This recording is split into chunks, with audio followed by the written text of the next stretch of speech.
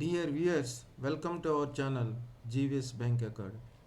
Today I am going to discuss about CIIB Bank Financial Management December 22 exam case study, that is called floating provisions. This question it was asked in December 22 exams case study. Case study on floating provisions, exam dated 4/12/2022. What is floating provisions? What is meant by floating provision? Means provisions created by the bank more than required than normal provision. As for IRAC norms, provisions are required. Some banks they are creating more provisions than required. That is called floating provisions. Second point, banks are creating floating provision advances and investment also separately. So some banks they are creating more provisions beyond necessary advances and investments also. Additional provisions they are creating that separately. Advances separate and investments separate. Point number 3, floating provisions. These floating provisions should not be used for making specific provisions in respect of non-performing. Once the bank created the floating provision, this amount cannot be utilized for making provision against non-performing assets or for making any regulatory provisions for standard assets also. So, this floating provision cannot be utilized for making provision against standard assets or non-performing assets. Once after this. Next, floating provisions cannot, once created, it cannot be reversed by credit to the P&L account. Once after creation, it cannot be credited or reversed to the P&L. Banks can only be utilized for making specific provisions in extraordinary circumstances. Specific provisions means against NPA provisions for NPA advances. When extraordinary circumstances, whenever what are the extraordinary circumstances, they will COVID is there. That is extraordinary circumstances. Until such utilization,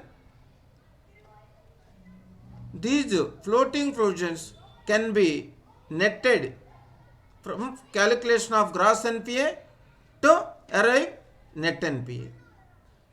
So how banks can deal with floating provisions?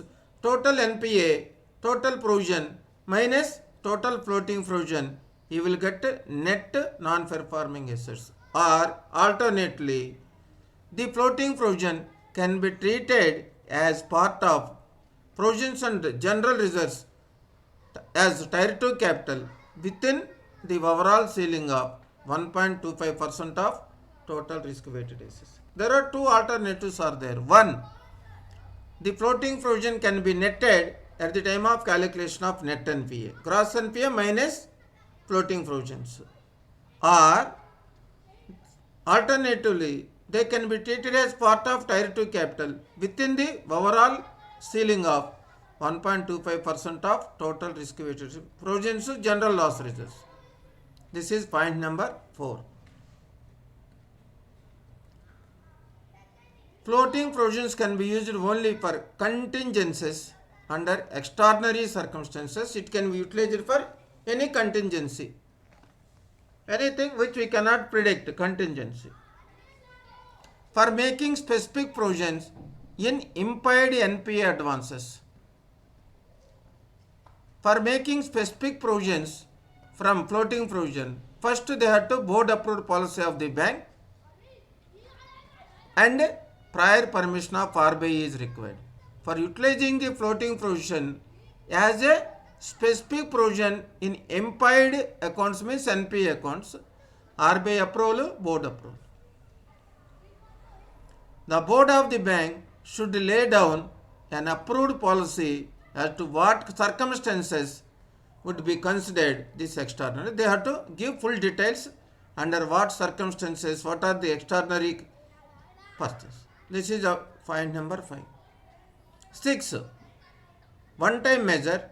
6 point. In order to mitigate the adverse impact of COVID-19 related stress on banks, on 5th May 2021, as a one-time measure, to enable capital conservation, to save the capital, banks are allowed to utilize 100% of floating provisions outstanding in banks' books on 31st December 20. Whatever the outstanding amount that can be used as making for specific provisions in the non-performing assets with prior approval of their boards. General permission given by RBI.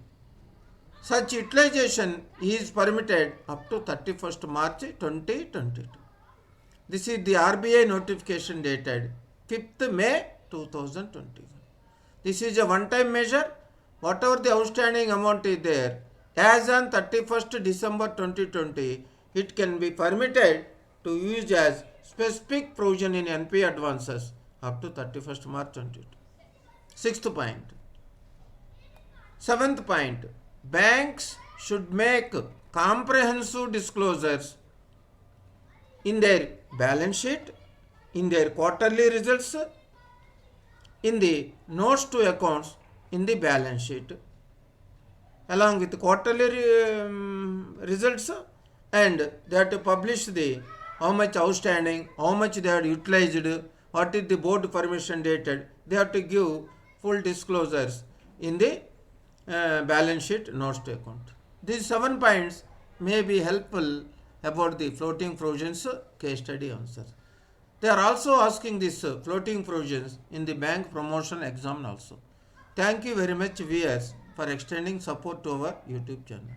We are conducting the online revision classes for forthcoming May 22-3 JAIIB examinations and June 23 CAIIB examinations also. Interested members are requested to contact. Thank you very much.